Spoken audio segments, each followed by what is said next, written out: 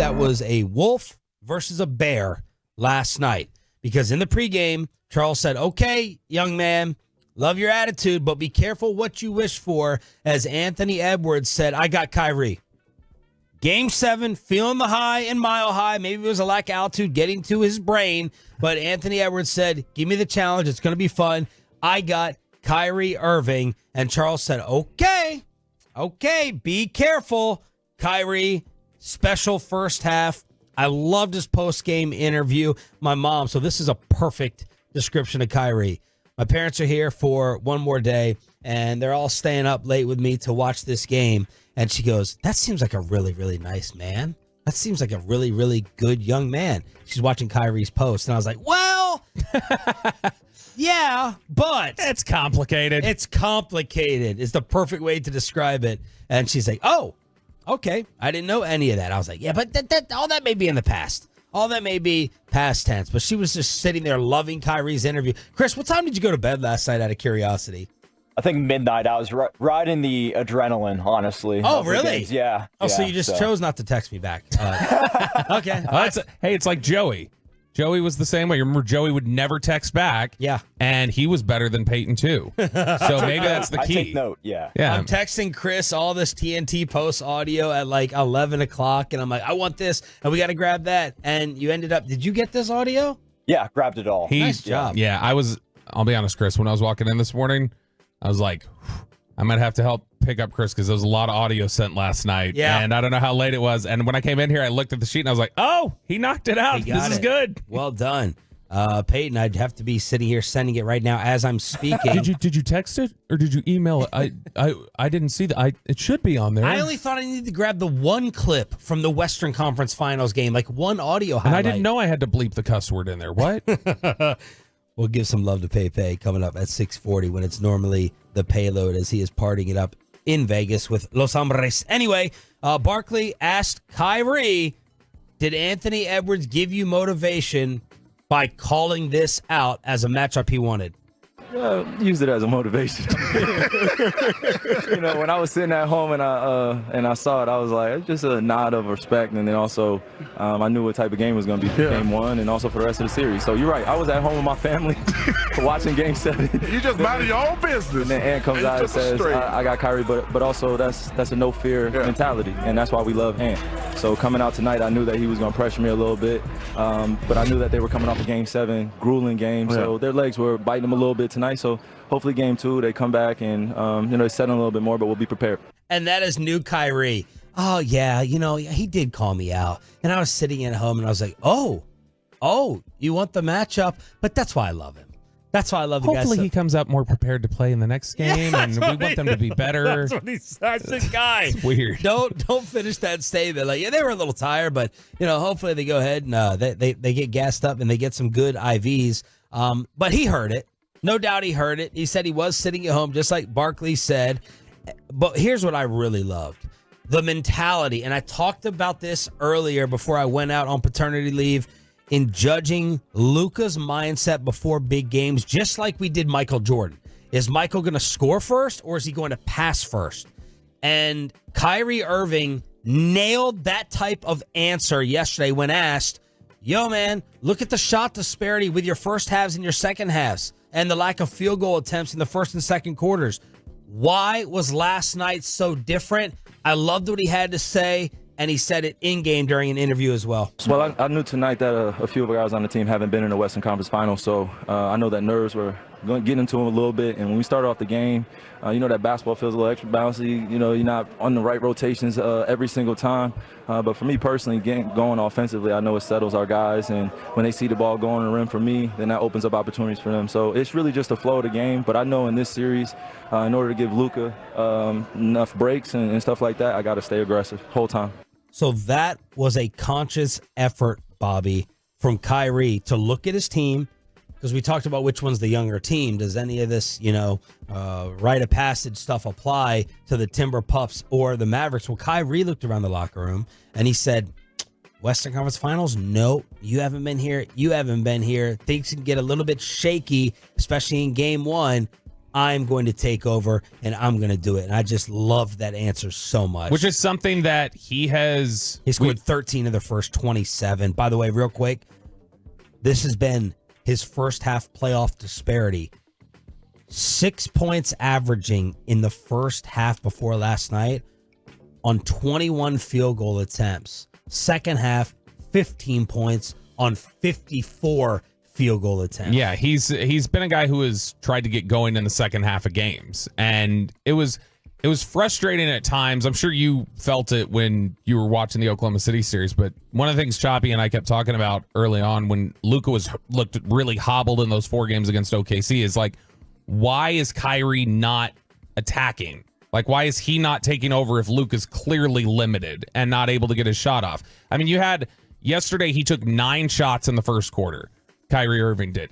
He took 8 first quarter shots in the first 4 games against OKC combined. Wow. Like, he just doesn't look for his shot in the first half of games a lot of times. I think they said last night on TV, Kyrie called the OKC series the toughest one he's ever been in. The toughest one for him. They did. That was during the when he was up there stepping up to the free throw line. I think Reggie said it. And it was one of those where that was a physical series, and they were trying to beat him up, and the size was giving him problems. And I think that was the things because I wondered, okay, because Luka's not really able to run the offense because he's been banged up, not able to run the same way he normally would.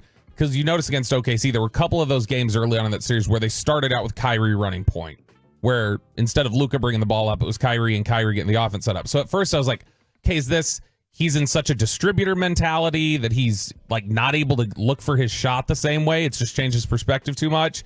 And I think it just came down to the type of defenders they had on him and the type of problems they gave him. And he clearly didn't have those same sort of problems last night. As, praised as Minnesota's defense is, that wasn't as much of a challenge for him. But I like him going out there looking for a shot. And it did not feel like, I'm just looking at it right now, what do you think he shot in the second half? Well, I know in the first half, I have it written down, he was 11 of 14. So he was 1 for 9 in the second half. And it didn't feel like it. It didn't feel like, man, Kyrie's not giving you anything right now. But I mean, Luka, you got exactly what you needed. Kyrie, stepped up, did what he needed to do in parts. And then Luka did the same sort of thing where it was, you look at the fourth quarter, Sean, who led both teams in shots made in the fourth quarter? Who led both teams in shots made in the fourth? Who on the Timberwolves side would be a surprising answer? Like led both, like overall, was the overall leader in the fourth quarter between the Mavericks and the Luka. Yep, Luka. Who led both teams in rebounds? Luka. Who led both teams in steals? Luka. Who led both teams in blocks? Luka. What? Yep. Wow. Luka in the fourth quarter last night. In fact, in the last 10 minutes of the game, 15 points, 2 steals, 3 rebounds, a block, and was 5 of 7 from the floor. He was as clutch as Kyrie was in the very beginning. And Luka said at postgame where he's like, if Kyrie doesn't do what he does, we're getting blown out in the first half. Like, that's just what's happening. That first half was, to me, Derek Lively and Kyrie Irving keeping you in the game, and then Luka kind of finishing things up for you in the second half. All right, so let's kind of go through this game because it's really, really fun to do this, especially after your team wins. Jaden McDaniels was an early story for them. I said he was going to be the X factor in the series. He went 4 for 4 from 3 early on. PJ Washington, and you just interrupt me wherever you want. These are just my notes. PJ Washington starts off guarding Ant. It's 33-27 after a Naz Reid. That end of that quarter sequence was not great. Reid scores a bucket. Then they get a steal. Luka had like a couple of weird turnovers there in that first half. Mm-hmm. The Ant 3, and then Luka takes a horrible shot at the end of the quarter where he's furious at Daniel Gafford for not coming up to set a screen. I thought they started way too late. The cynical part of me thinks that Luka just wants to get off some crazy trick shot for the highlight reel anyway. So he's not, you shouldn't have to, I don't think, rely on Gafford with like 4 seconds left to get a better quality shot off. But that's what happened at the end of the first quarter. It was 33-27, Naz Reid bucket, steal, Ant 3, and then Luka's furious after a half-court heave. Yeah, which, by the way, I don't know, did you see the like mic'd up segments where it was Anthony Edwards and Luka, and they were kind of showing them communicating with their teams during the game? I thought that was interesting from the Luka perspective because it makes me wonder. We don't often hear him mic'd up. It makes me wonder if he still has that same whiny look on his face a little bit. Looks like he's complaining.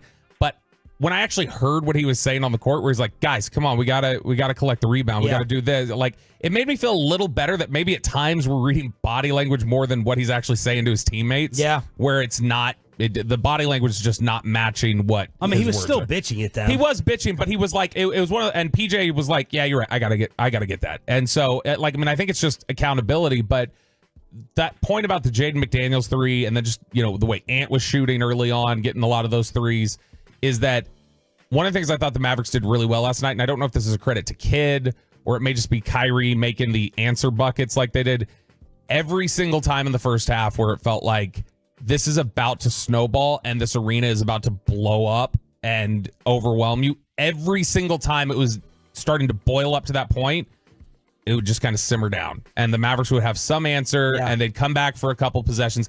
And that to me was as big as anything they did last night, was just prevent Minnesota. I think Minnesota's biggest lead of the game was 9. So they never let it get up to double digits. And that was the biggest thing. And they got to that in the second quarter. Jaden McDaniels got to 19 points in the second quarter. That tied his career high in any half.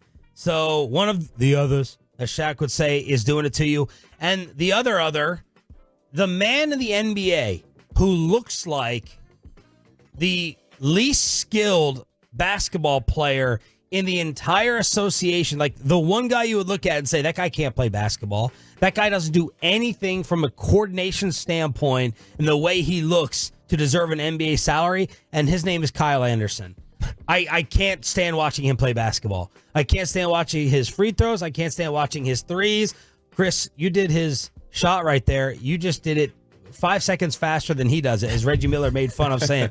It's like, is this an uglier shot than Bill Cartwright? I need you, Tolos. I need you, old school Tolos. Is this an uglier shot? Is he brings it up. He doesn't bend his elbows.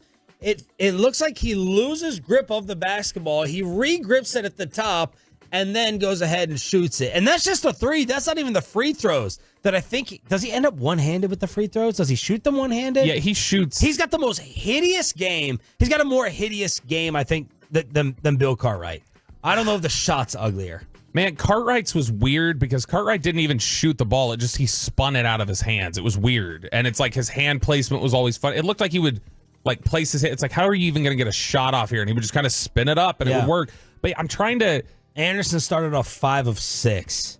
Trying to think of who, because I'm sitting here watching it right now. Like who? I mean, Rodman? He reminds me of... That shot reminds me of... It's that hitch in it, too. That little hitch at the top where it's kind of... Watching him run, just looking at him like that's not a professional basketball player. There's just no way, as Luka was completely disrespecting him. Then he hits a 3, and then he hits a couple mid-range free throw jumpers, and I'm like, here we go. I always love whenever we're debating things or asking a question. This just tells you the variance that's in our audience on the fan text right now. 817, it's not worse than Cartwright. The very next text, 214, 100% worse than Bill Cartwright's. Well, his game is uglier. I don't know if his shot is uglier.